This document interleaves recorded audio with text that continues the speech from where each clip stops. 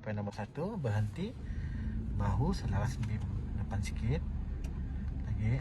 Okey, brake. Okey, tekan clutch dan brake. Signal sebelah kanan. Pusing habis steering ke sebelah kanan. Lagi. Pusing lagi. Okey, stera. Okey. Belum. Okey, lepas clutch perlahan-lahan. Okey. Sampai lurus, pusing 1 2. Belum. Okey, 1 2. 1 sekali lagi. Okey, selesai poin nombor 1. Poin nombor 2, bahu selaras dengan bim. Depan sikit lagi. Sikit lagi. Okey. Pusing habis. Steering ke sebelah kanan. Sekejap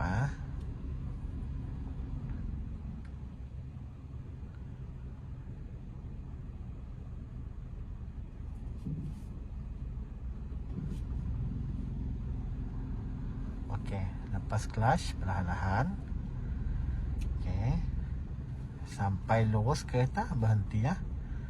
Belum. Sikit lagi.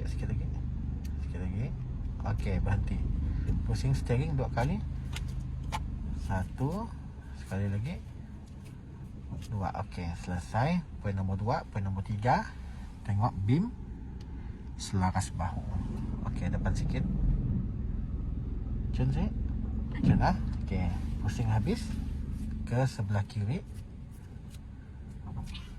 Lagi. Okey, belum. Sikit lagi. Sekali.